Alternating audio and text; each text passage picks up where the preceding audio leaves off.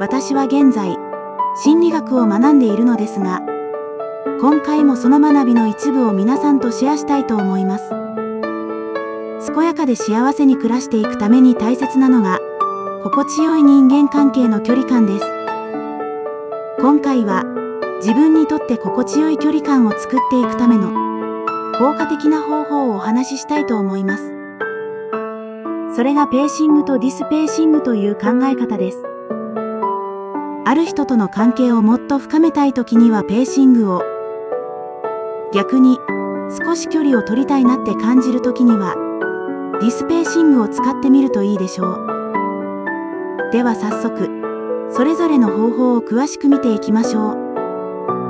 ペーシングは、相手の言葉遣いや動作、気持ち、姿勢なんかをさりげなく真似して、相手との一体感を作っていくテクニックです。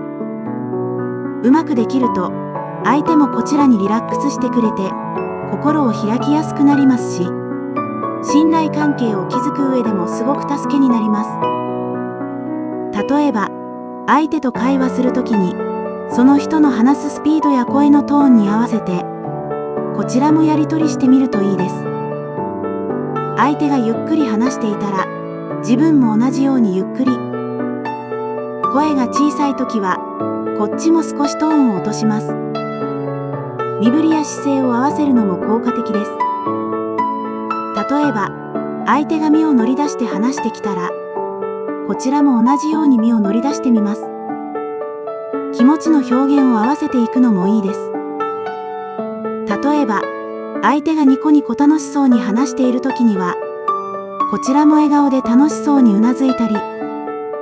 逆に心配そうな顔をしていたら、自分も少し心配そうな表情をしてみると、気持ちが通じやすくなります。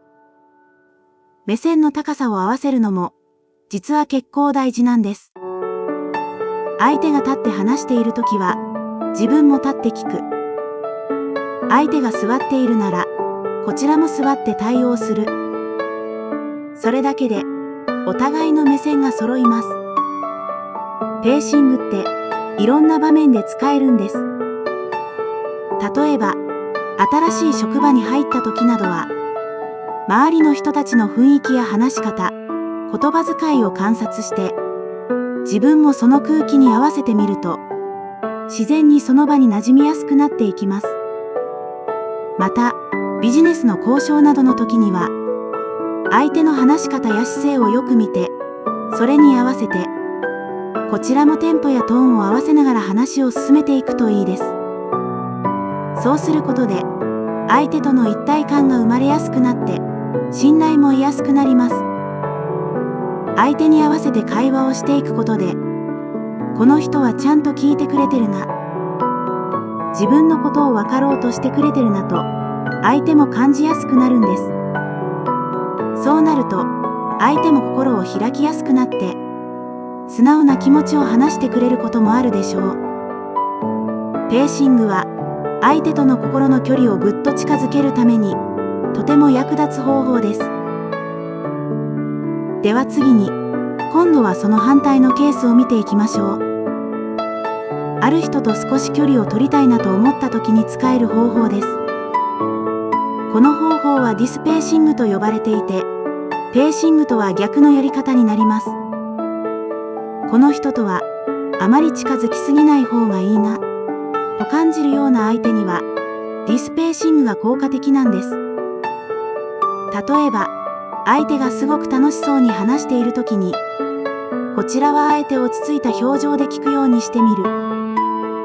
相手が身を乗り出して話してくるなら、自分はちょっと身体を引いて聞いてみる。目線の高さも、あえて違うようにします。相手が立って話しているときは、自分は座ったままで、逆に相手が座っているときは、立って話すのもありです。相槌の打ち方にもコツがあります。そうですね、わかりますといった同意ではなく、そうですかね。私はそうは思わないですけど、まあ、そういう考えもあるんですね。へえ、そうなんですか。といった感じで、ちょっと距離を感じる返し方をしてみます。そういう対応をされると、相手もあれ、この人との会話、あまり盛り上がらないな。なんか反応が薄いなって感じて、自然と話しかけてこなくなるかもしれません。好意を持たれてないのかもって、相手自身が察してくれることもありますし、特別な理由がなければ、向こうから近づいてくることもなくなっていきます。それから、時間や空間の距離を意識的に作るのも効果的です。例えば、距離を置きたい相手からのメールには、すぐには返さず、ちょっと時間を空けて返信してみる。同じ場所にいる時でも、仲の良い人とは違って、少し離れた場所に自分の席を取るようにしてみるといいです。さらに、相手と意見が違うときは、自分の考えを伝えるのも距離を作る一つの方法ですが、喧嘩にならないように気をつけたいですね。タイミングを見て、落ち着いたトーンで、私はこう思っていますと自分の意見を穏やかに伝えていくといいでしょう。ペーシングもディスペーシングも、相手や場面に応じて柔軟に使い分けていけます。例えば、早く距離を取りたい場合には、相手がなんか変な感じだなと思うくらい、はっきりとディスペーシングをすることもできます。でも、たとえ相手にあまり好感が持てなかったとしても、あからさまに失礼な態度をとったり、ぶつかるようなことは避けた方がいいでしょう。関係をいきなり悪くしたくないときには、さりげなくディスペーシングを取り入れてみると良いと思います。言葉遣いや動作、表情、姿勢をあえて相手に合わせないようにして、でも相手には気づかれないように何気なくやるのがポイントです。そうすると、相手ははっきりとはわからなくても、なんだかこの人とはあまりうまく話せないなって感じて、自然と距離を取るようになっていくことが多いです。一方で、ペーシングを寄るときも注意が必要です。あまりにも真似しすぎると、かえってわざとらしくなって、相手に不快感を与えてしまうことがあります。大事なのは、無理せず自然にやることなんです。相手の話をしっかり聞いていることを示すために、大事なポイントを繰り返したり、相槌を打つのは効果的ですが、あまり何度も繰り返すと不自然に聞こえてしまうので、その点はちょっと気をつけたいところです。自然体でさりげなく相手に合わせることがペーシングを成功させることです。最後にここまでの話をまとめますね。自分にとってちょうどいい人間関係の距離感を作っていくには、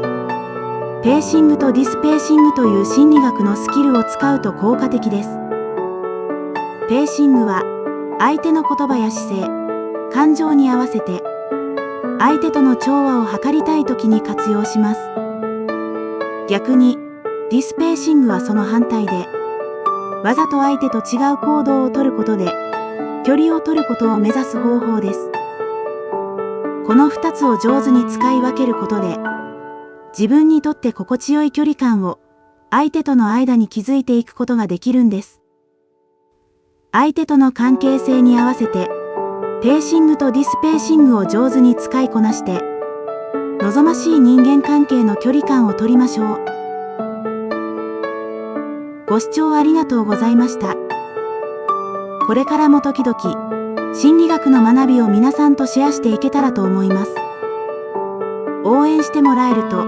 とても嬉しいです。この動画が少しでも役に立ったなと思ったら、高評価とチャンネル登録もしていただけると励みになります。それではまた次回の動画でお会いしましょう。